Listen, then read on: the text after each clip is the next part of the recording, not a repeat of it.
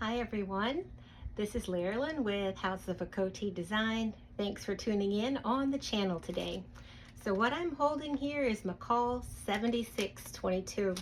I actually went over to Hobby Lobby for the 99-cent sale, and this was one of the patterns that I picked up. So what I'm going to sew up this week, it's View D, and it looks like it's calling for just a jersey knit fabric. I searched through my entire fabric stash, guys, and I was so limited on jerseys that, or a combination of jersey with at least 3 yards. So most of the things I'd sewn something else with it, or it just was a little bit short of the 3 yards and it just didn't work because of the curvature of this little tent style dress.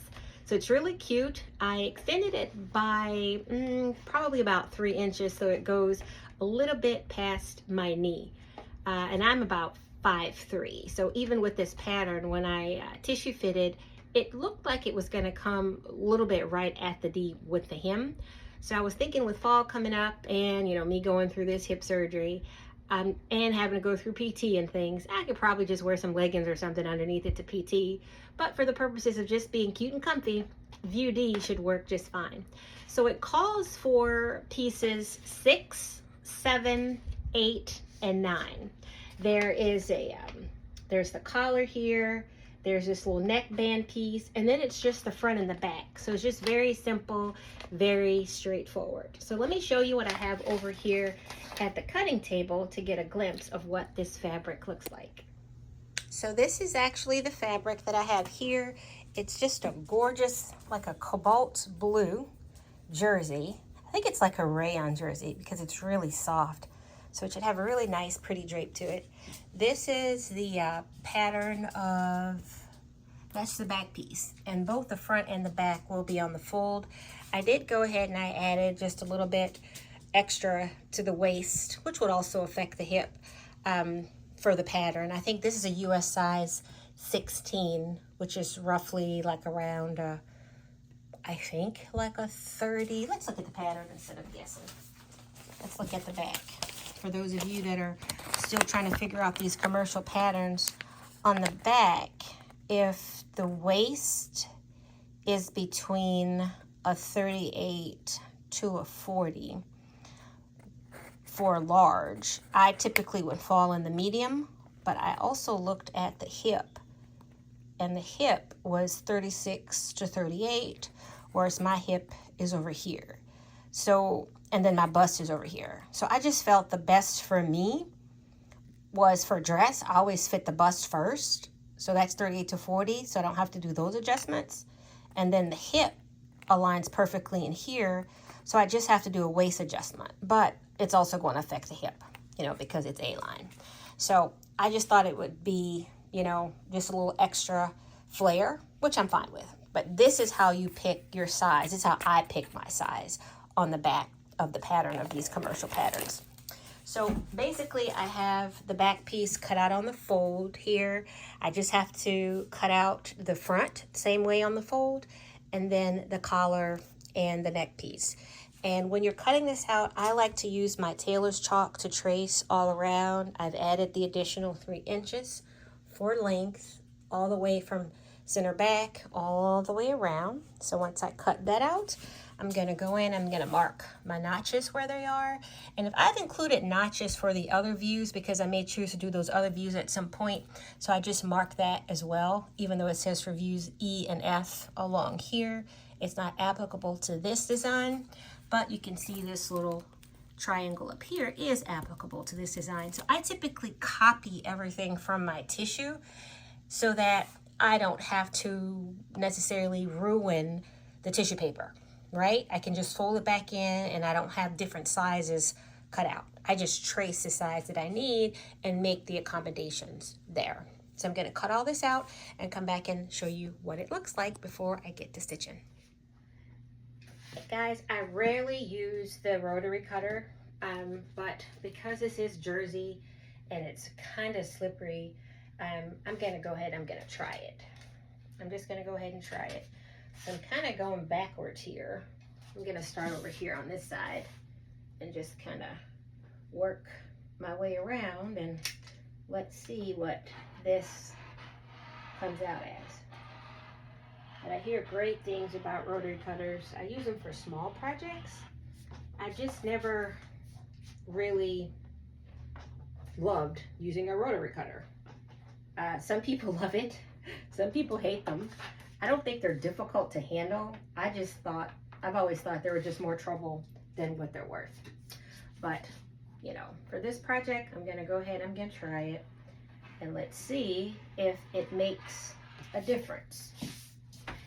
And I've shared on the channel with you guys before, those of you that have been rolling with me for a while. You may remember on some of the other videos when I use fabrics like chiffon or silks, typically I will put just a little piece of tissue paper underneath it. It just makes it easier, you know, when working with these slippery fabrics during that cutting, you know, process of the pattern. And you do have to move around quite a bit sometimes with these larger pieces, but as they say, slow and steady wins the race. There's no need to be quick about it. You just want everything to be nice and uniform and nice and neat. So I usually use my scissors to go back and, you know, mark the notches. This thing's a little old. I tried to get these rotary cutter blades at Joann's, you know, during their so-called markdown period. And, you know, I knew pretty much all the prices, I'm sure just like you guys did, and followed them every week as I would go in to check. And the prices would go up.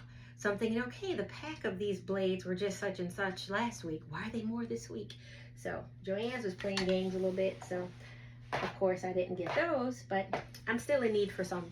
So if you guys can let me know where you try to buy your rotary blade replacements in bulk, as opposed to just going to, you know, pay retail prices or just hunting for those sales at retail prices, let me know in the comments. I sure would appreciate it.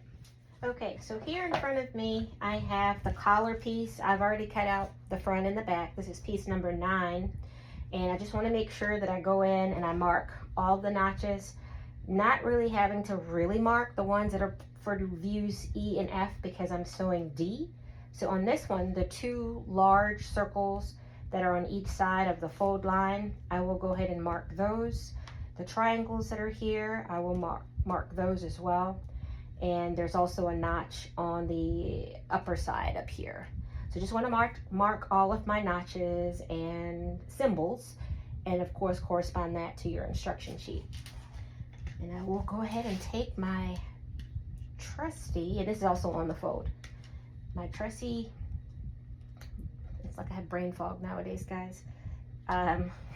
Whatever this thing is called here, my rotary cutter, and I'm just gonna cut up there, and I will go ahead and cut up here.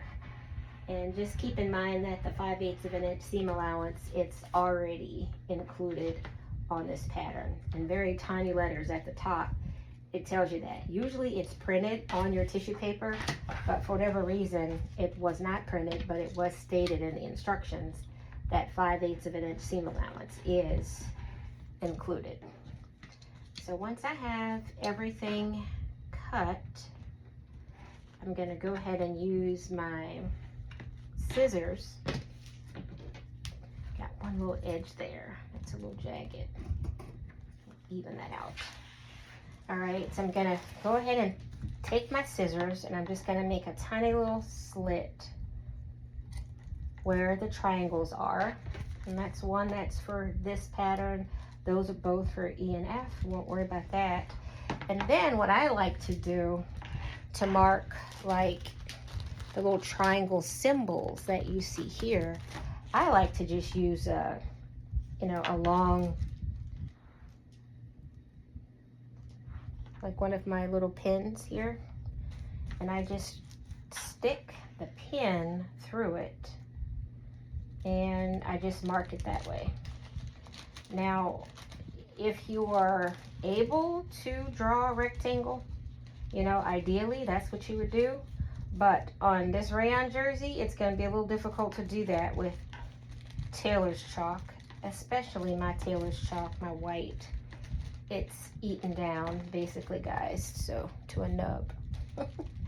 I only have the blue color that's left, so I have to go ahead and replenish some of my basic notions here. So again, if you guys have a trusted place like you like to get those last minute notions from that you could get, you know, within 2 or 3 days, you know, I use Amazon. I have nothing against Amazon, but besides your Amazons, let me know. And then on the fold line, what I do is I just take my tailor's chalk as well, and I just make a little mark on each side of my fabric to let me know where the fold line starts and where it ends. And I do that on both sides of the fabric. So I just make a little mark first, and then when I'm able to probably take my ruler and then connect those pieces together to show where the fold line is. So this is the collar. So I have the front, the back, the collar, all pieces marked, and then I have the neck piece. Okay, so moving on to piece 6. This is actually the front neck facing. So it's also laid out on the fold, and I have to cut one in my fabric and cut one of interfacing, and that interfacing is just to keep it nice and nice and stabilized. So I'm going to use my rotary cutter and just cut this one out. And again, that 5/8 of an inch seam allowance is included. And for whatever reason, if your facing seam allowance is different from the regular seam allowance of your pattern, that should be included in your instructions as well. All right, so some of my tissue paper looks like it's sliced a little bit, but it's like maybe a 1/16 of an inch, if that much, so it should be nominal. Shouldn't really matter much. If it does, you know, it's jersey, it should be camouflaged with the stretch. All right, so let's cut this side off. And again, just like with, well, this is stubborn today, this rayon jersey, these tiny little threads. I'll go back and maybe my rotary cutter is just, like I said, it's probably just a little dull. All right, so I need to change that blade out. So on here, what it calls for is you have one notch up here for view D. There's one little symbol over here, that triangle I will mark. There's a circle here I will mark, and that's pretty much it. I just like to label for future purposes that the seam allowance is included, the size of this particular pattern, and the actual pattern, because sometimes these tiny little pieces, you know, fall out of the bags, the little sandwich baggies that I typically put the entire pattern pieces in and label it that way.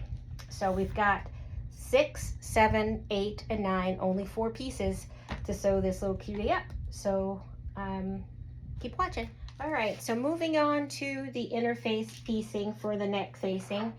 I have just a fusible shear weight. This is something I've had in my stash for a while. If you're not sure, based on what the front states, you know, it's great for use in sheer to lightweight fabrics, lightweight dresses and blouses, collars, cuffs, and plackets. That should be enough since we're working on a collar. But on the back, it also tells you here that the fusible shear weight is for use in sheer to lightweight fabrics as well as collars, cuffs, and plackets. Also great for wovens, knits, blouses, and other sheer garments. So this is definitely a jersey, you know, rayon jersey knit, and it's more of a lightweight fabric. So it has multiple uses. So you can take a screenshot if you're not sure of what to get for that. And I did buy that at Joann's, but I think Walmart, you know, carries it as well, but I'm pretty sure you can get it online. And I usually, you know, try to go in bulk when I go to the different fabric places when I'm out of town to try to grab, you know, the yardage of this. So this is on the fold, and again, it's still right sides together. And for this one, I'm just using my scissors. I'm just gonna follow the shape of my pattern. Same thing up here.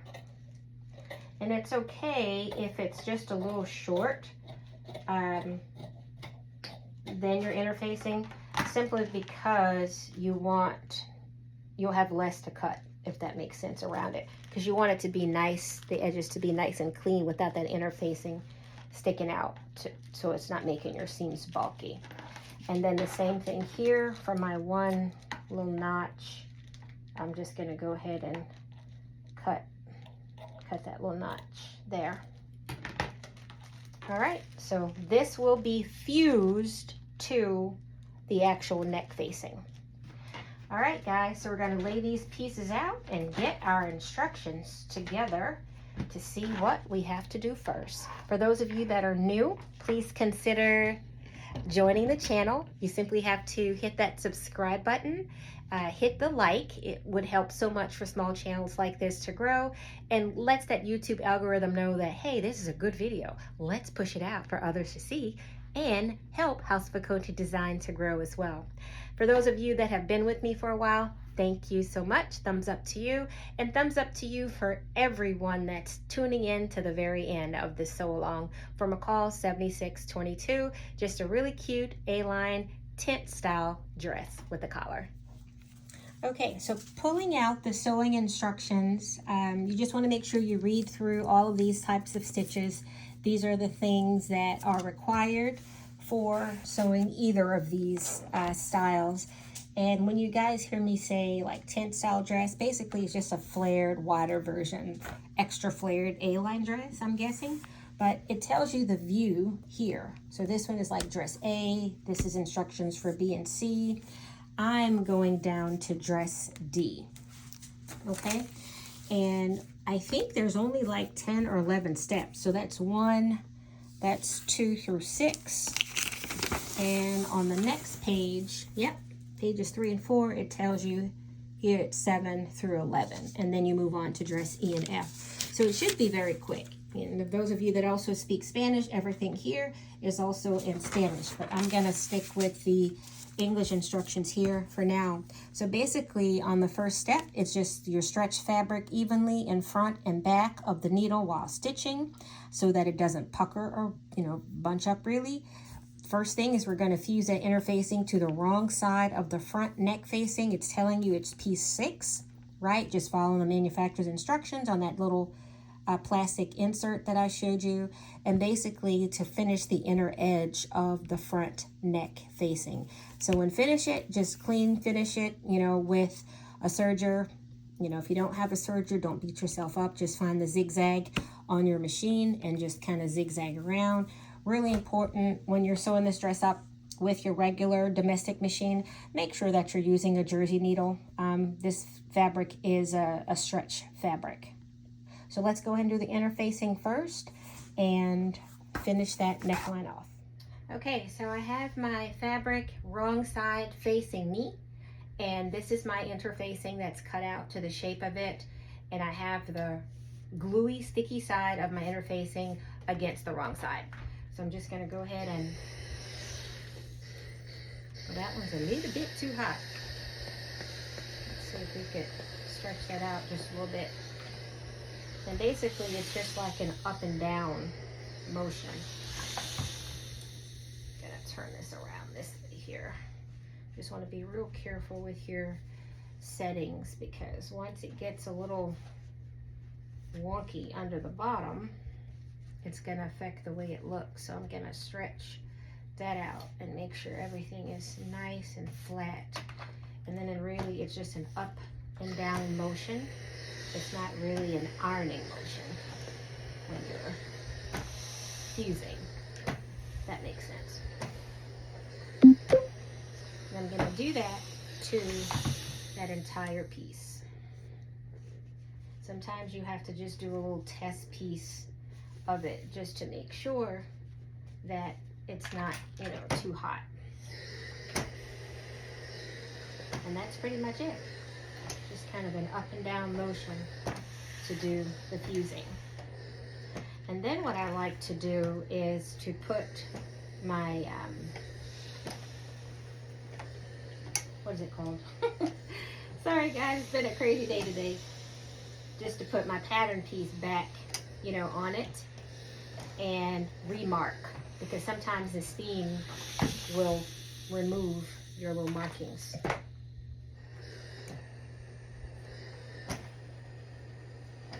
Okay, so I'm just gonna lie my pattern piece back on top of the interface portion of the fabric, and I'm just gonna mark my notches. So that's the one triangle at the top.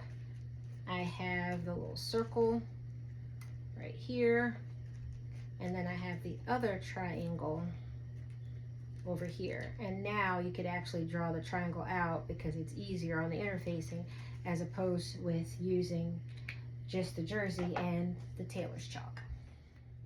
Okay, so at step 1, where it's asking me to finish off the inner edge of the neck facing, I'm using my Juki MO-654 DE to do that. And I have my tension set, let's see, the right needle is between 4 and 5. My upper looper I have set at about 5, and same with the upper looper and lower looper, about a 5, whereas the right needle is about between 4, about 4.5. I am not using the left needle. I just use the 3 needles 99% of the time.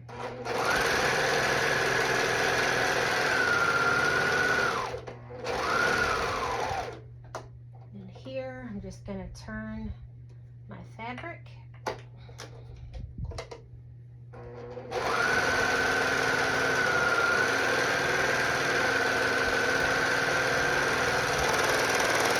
And I just let a tail run off and cut. All right, so that's basically what it's looking like on the inside.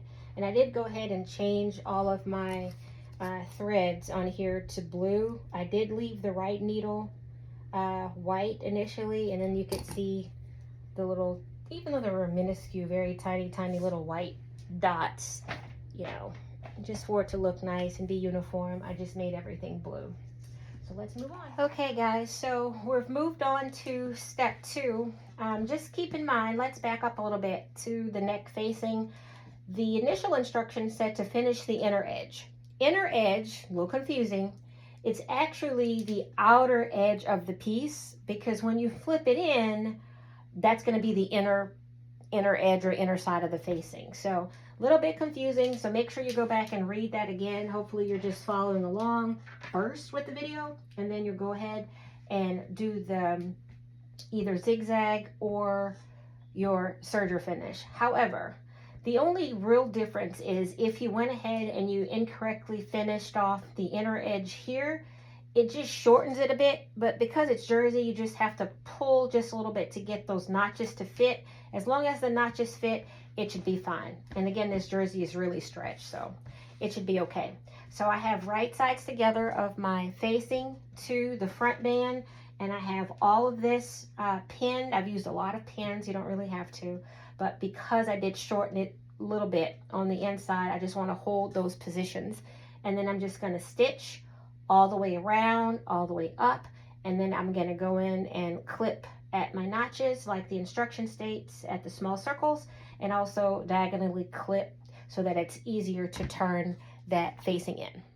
Okay, so I have my needle threaded. I've got everything lined up at my 5/8 of an inch seam allowance, and I'm just going to stitch this neck facing to the front piece.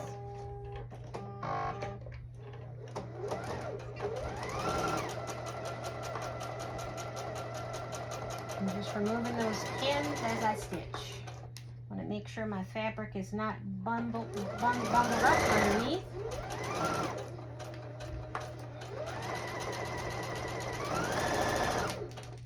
And again, removing those little pins as I stitch, and just maneuvering this fabric because it is a little slippery. Alright. As I get to that center, I'm going to keep my needle down, remove that pin, lift my presser foot, and then I'm going to reposition my fabric to continue stitching at my 5/8 of an inch seam allowance.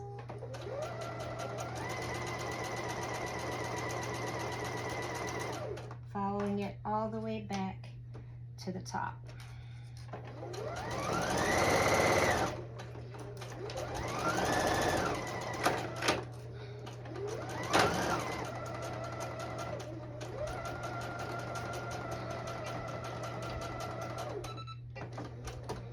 Okay, so for ease of turning, I just want to make a little clip, not through the seam allowances, but just right at the circles.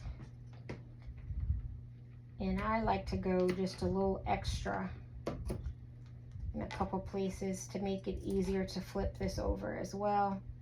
Just make sure you don't go through the seam allowances, and then diagonally at the center where your other little circle was there to help it to turn over. Okay, so here I have the front and the back right sides together.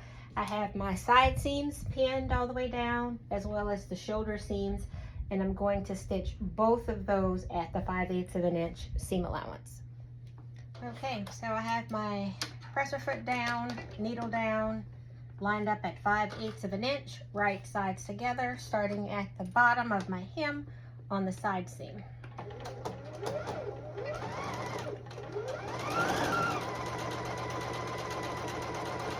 Removing those pins as I stitch.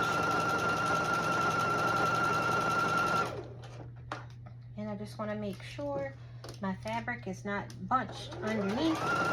That's going to make the side seam a little wonky.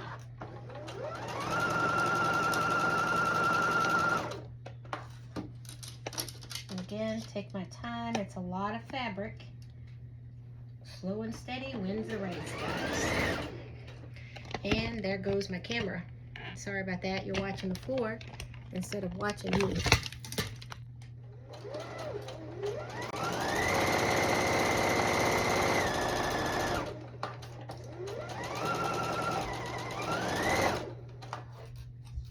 And just for orientation purposes, I'm working my way again back up to the armhole. And moved on to the shoulder seam. We're going to close those together, right sides together at 5/8 of an inch.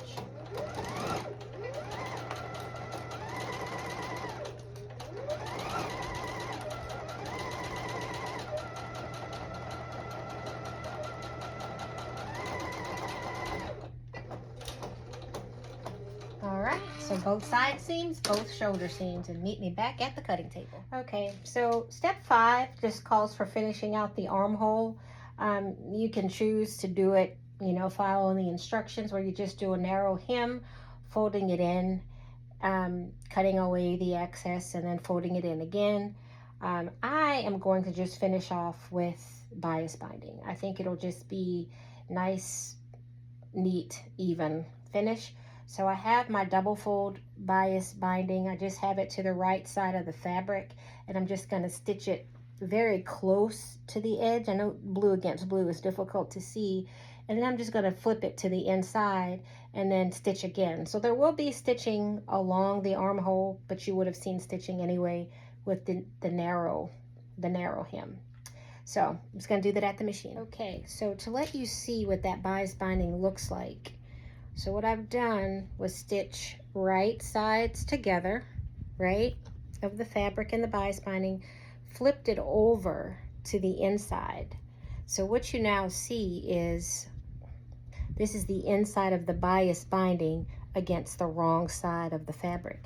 So what I'm going to do to tack that down, I'm just going to stitch the bias binding in against the fabric around the armhole. So essentially what you'll see is a little bit of the bias binding that's exposed here outside of the armhole. And I think that'll be just a nice clean finish, very subtle, but you'll still see stitching there.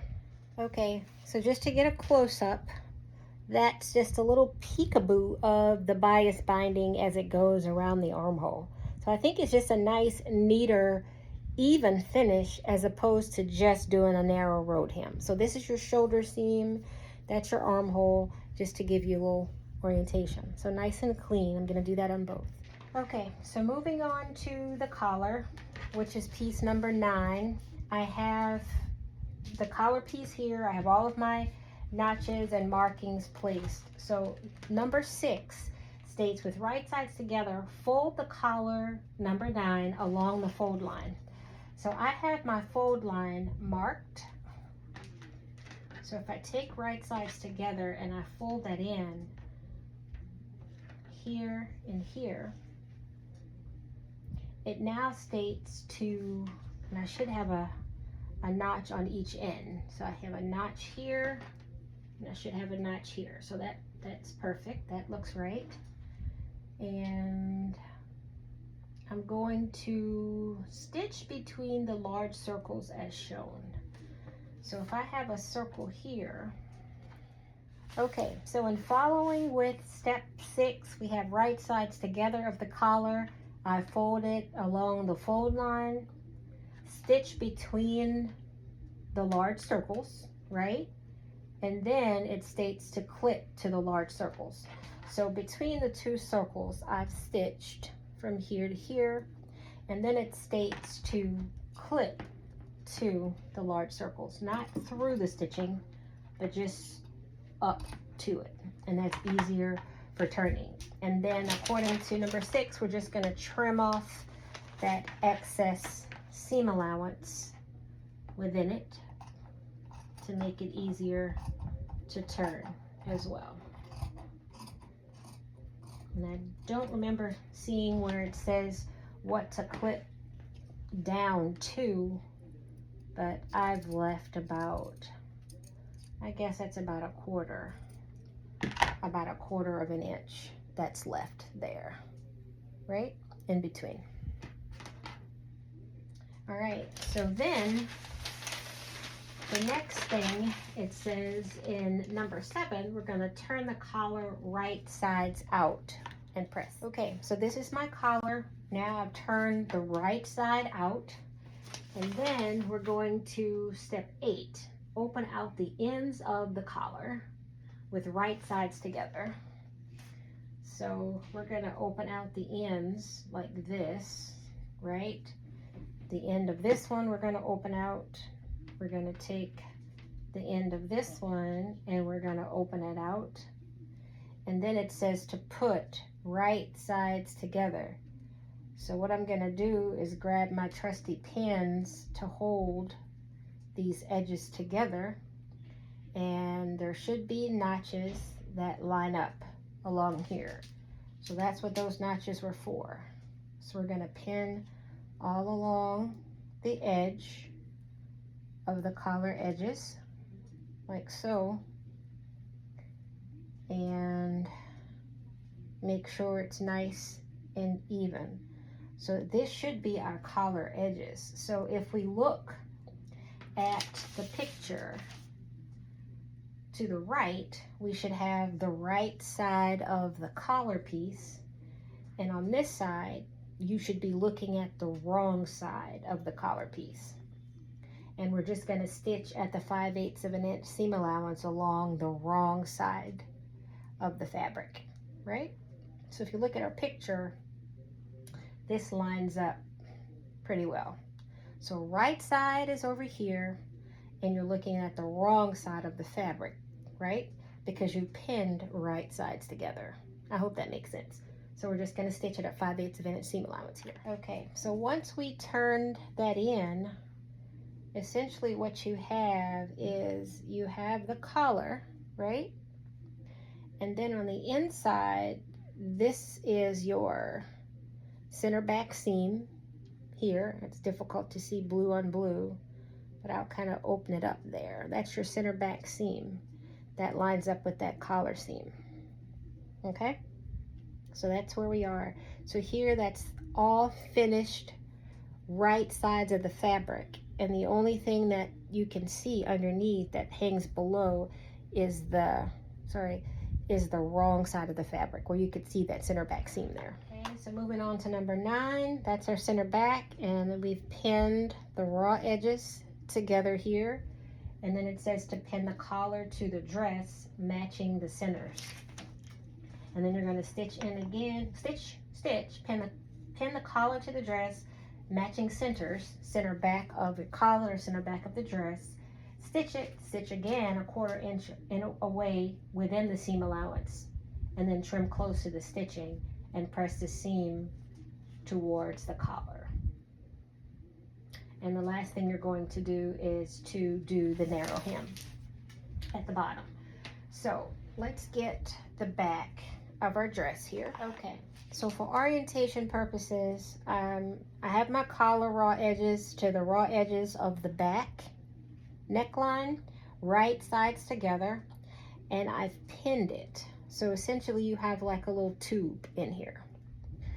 You've got it all pinned, right? And there should be your 2 little circles here that I have marked. You can barely see them, but that's a shoulder seam circle, and that's a shoulder seam circle on that side. So once you stitch this back piece of that neckline, all of that is going to turn in, right? And it'll be nice, neat, clean finish on the back. And then in the front, you'll essentially have the front. Isn't that cute? The front neckline portion. So let's go back and turn that in so we could stitch this collar. And just want to take your time and do that. And you could finish it off with your serger or, you know, zigzag if you choose. But I'm just going to do a ton of pins in here because this fabric, it's rayon jersey again, and it's just really slippery. Super slippery. And you don't want to stretch and pull too much because you don't want to stretch out the neckline. Okay, so let's go to the machine. Okay, so I have the collar piece pinned, raw edges to the back of the dress at the 5/8 of an inch seam allowance. I'm just gonna stitch. Removing those pins as I go and just lightly stretching. Not a lot. Just don't want that fabric to bunch underneath. And you also want your collar to be perfectly symmetrical around the back. And this is really slippery, so I gotta keep those raw edges together as best as I can. And it takes a little effort sometimes. All right. I want to get that last pin out of the way.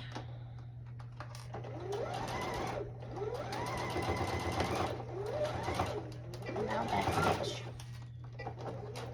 Okay, so this is the inside, of which I'm just going to finish off with my serger.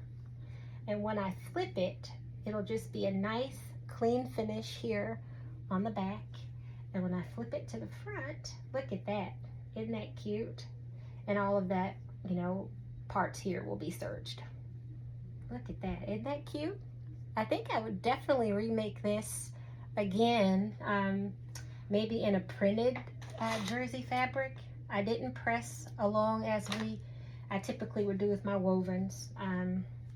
And again, I do have to play with this iron of mine with the settings. I didn't want to burn this beautiful fabric on camera. But I just want to go back and press again underneath the facing so all of that's nice and neat. Finish off that neckline, do the hem, and essentially that is it. You're done. If you enjoyed this video today, guys, please hit that like button. Subscribe. Let me know in the comments what you think, what you'd like to see in the future as I sew along. For those of you that are new, again, this channel is all about sewing, pattern making, and sometimes embroidery as well. I haven't done a whole lot with my brother. Usually I incorporate embroidery projects with existing sewing garments. But again, this was McCalls 7622. It was one of my little great finds over at Hobby Lobby this weekend for 99 cents. So you can't beat that. But as I sew along my fabric stash, sew it down, preparing for this hip surgery, I'm going to be cute and comfy. Thanks for watching, guys.